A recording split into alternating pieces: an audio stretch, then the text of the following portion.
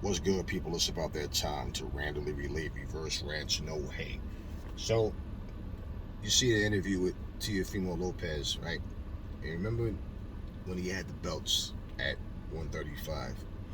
When he won the title, he gave that heartfelt speech about you're now going to see the best fight the best, and that he's going to lead this new generation into doing so. And people applauded and appreciated those words and actually was expecting that stuff to come into fruition, right? And then somewhere along the line, he went into the professional wrestling mode of holding the titles and smirking the camera and speaking as if he's not interested in fighting anyone. Like they have to prove themselves to him. Like everybody should just eliminate everybody to just come down to the last one that's left. Like, who's left standing. He actually slated Tank Davis, Ryan Garcia, and Devin Haney, and said that Kambosos was better than them and had better resumes than them. And what did he say in this interview where they asked him about he fighting Tank Davis? He said he wanted to fight Tank Davis at 140, and he says that the division fell apart since he's left. It's not exciting anymore, right? No, the division didn't fall apart. The problem was now with him leaving, and it was when Tank went up to 140 at Fort Barrios. Like the question we had was, is he going to stay there? Is he going to come back down? Now he knows. Tank said he feels more comfortable at 135. It's funny how now all of a sudden you want to fight Tank at 140, but when you had the belt, you said he wasn't worthy. See how it's so funny how people, when the tables turn, 1 minute, I'm the man. I don't have to fight none of y'all. But then the next minute, what happens? I want this guy, I want that guy. What happened to the talks of Josh Taylor? See, my point is, you see yourself in a certain light. But it's not good to burn bridges. And I think that all these guys, they know how you make your money is by fighting each other. That's how you make your money. You don't make your money by sitting back waiting and letting precious time go by. But he just was on some arrogant stuff. Well, now that he's at 140, here's my thing. When you at 135, you were claiming you're going to go up and fight Josh Taylor. You calling his name out. Now you're going up to 140 and you're talking about fighting Tank Davis at 140. And Tank clearly just said he feels more comfortable at 135. Regardless, it's not that the division fell apart. It's just like for some reason these guys are trying to avoid each other. That's the issue. You've yet to campaign at 140. You talked about it.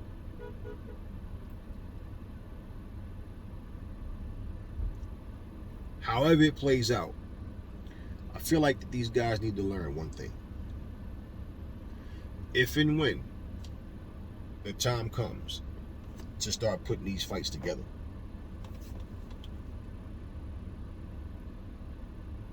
it's not good for your resume to have 4, 5, 6 guys that's all in the same category with you. But out of the 6, you might fight 2, maybe 3. When there's no logical reason, explanation of why you didn't fight the all 6. Like, just like going back to the golden era with Hearns, Leonard, Hagler, and Durant, like they all fought each other. That is like, even if it happened at other weight classes, because they all had to go up to fight Marvin Hagler because he was at 160. He never came down and fought in any other weight classes as a professional, other than 160. But the point is, nobody's going up there because of you. Like, he told himself in his mind that he's like some huge superstar, like wherever he goes, boxing goes. I like Teofimo as a fighter. I don't like the excuses and the antics and the arrogance of anybody. I just don't like arrogant people. Me and arrogant people just don't. Like I said, confidence is one thing, but when you just talk like the world revolves around you, it's like, bro, stop it. It's like when Gary Russell was calling out everybody that wasn't in his division. and nothing materialized. And I said, as much as I like Gary Russell as a fighter, he's playing himself. Because I know damn well that little motherfucker is not going to go up and fight no damn Terrence Crawford. He knows he's not going up to fight. He's trying to get attention to himself in his own division. And now that he's lost, we know what he got injured in the fight and all, but it may be very difficult for him to get that glory back. And even that glory that he had was like invisible, man. Because not many people really acknowledged him. No matter how long he held on to that title, nobody was talking about Gary Russell. And in fact, that incident of him ranting and raving and talking about how he punched Terrence Crawford in the mouth and all this stuff he was saying, that's what people were more, focused on. And then he went to go, he goes so far as to say he'll fight Devin Haney. And Team Haney they pulled up the paperwork and everything. Bill is showing the paperwork. This is not the same term sheet. Okay, everything. All of this talking, no action. And Teofimo, when excuse me, when he was holding those titles, instead of these guys even FaceTiming each other, right? Imagine if instead of them calling each other bitches and I'll do this to you, you ain't shit, blah, blah, blah. Imagine them FaceTiming each other. Just imagine if you got Tank on one screen, you got him on one block, you got T.O., you got Devin, you got Ryan, and they're all like, yo, we gonna set this up. So, you got this guy to fight that guy, whatever. Okay, now we need to make this happen. The people need to understand it. They're about to get this. We're about to make this happen. We are the cream of this division. We all have a high respect and regard for each other as top fighters. We are going to not only make these fights happen, but we're going to put class back into boxing. Because everything is always, I got to put my opponent down and try to make him look like he ain't shit. Then why the fuck would anybody be interested to go buy a ticket to go watch you fight somebody who's a shit fighter? Why? But this generation is all about mouth. But the fighters that go out there and make it happen, oh, he ain't fighting nobody. Oh, he's all cap. But the guys who sit back and talk, accomplish one or two good things and then act like they on top of the world.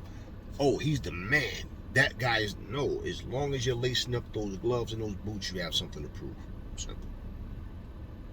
Simple. I wish nothing but the best for T.O. and all of them. But I gotta call bullshit when I see bullshit. You can smell that shit from a mile away. You claim a man is not in your class. You claim a man is not worthy. You hold all the titles. Now all of a sudden, you're no longer that guy. And you calling his name like he's supposed to come running to you. And not only that, in a division that he's not even fighting in anymore. So, we know he's not going up to 140. We know he feels comfortable at 135, like he said, and that's where he's staying. Well, to add something else to that, it has nothing to do with Teofimo. Max Kellerman, he shitted all over Devin Haney's name, which means nothing because Devin Haney went and did what he was supposed to, and then Max Kellerman said, now I can finally call Devin Haney the champ, right? And he made a comment and said, Tank Davis has no belt, so he really has no argument. So this is the same Max Kellerman that said fighters of the past were so great, even without titles, they were still great fighters. So you're going to not acknowledge Tank Davis's star power, his ability to fight, his IQ, his boxing skills? So if you're saying that, you must feel like Tank wouldn't be able to fuck with Kambosos. And if you say the difference is he has power, so what? You said Kambosos had power and Haney didn't. You didn't think Haney was aggressive enough. See, all of this talking, it reminds me of that video with Muhammad Ali and Customato. If you read the comments in there, you have people saying they think Customato would have beat Muhammad Ali. Customato would have did this and this and this. I think Customato was a solid trainer. But it's easier said than done. You can talk all that shit, what I do. If my fighter couldn't do exactly what I want him to do, I wouldn't let him fight you. I know, I would have this and that. No, I know. You guys always say you know. We don't learn, do we? It's easy to say what you're going to do. Getting in there boxing is not the same as shadow boxing and going through the motions. It's easier to tell everybody what you would have done. I'm not about to talk. I'm not about you telling me what you do. Show me. Simple.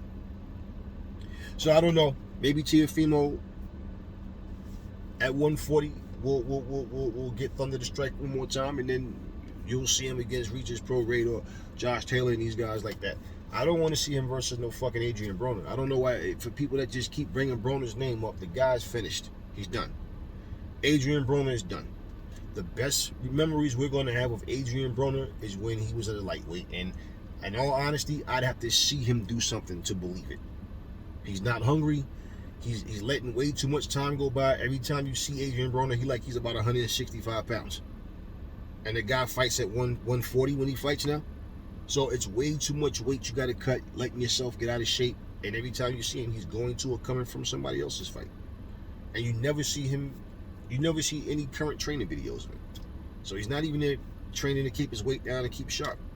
And what did he say? I got to keep busy. And he told Al Heyman, keep me busy, man. No, you keep yourself busy. That hunger's not there. That desire's not there. It's obvious. You don't let time like this go by for what? When people say things about, I'm handling real life situation, this is part of your life. What do you mean? This is how you eat, right? So, yeah, I don't care what he used to do. It's not the same Adrian. It's not what I want to see. I don't want to see Teofimo go fight him. If it happens, it happens. But beating Adrian Broner doesn't prove shit. Because Adrian Broner has not been the same since he got his ass kicked by Marcos Maidana. And the worst version of him that we have ever seen was that last fight that he had. That they gave him the decision, but man, he really lost that fight in my opinion. And you know, if AB fight, I want to see him win. But I'm just going to be honest about this shit. AB is done. He's done. I don't care about what he did in the past. What you're doing, what do you have right now? And if you can't even get in the ring and stay active, I remember Paulie Malignaggi and him were standing next to each other being interviewed, and Paulie told him, hey bro, it doesn't last forever, man. Got to take advantage of it. He was telling him, because he spends too much time away from the sport. And I guess then when he needs more money, that's when he gets, try to get motivated to get back in the ring. And it's not enough. It's not enough. If it's about a paycheck, it's one thing. If it's about legacy, it's another. If it's about the both of them, your motivation is different. And you don't see any motivation. There's nobody keeping Adrian out of the ring except for Adrian. And that's where you got to understand. If this guy really wants it, why is he not fighting anyone? If Adrian wants to fight, there's people out there that'll fight him.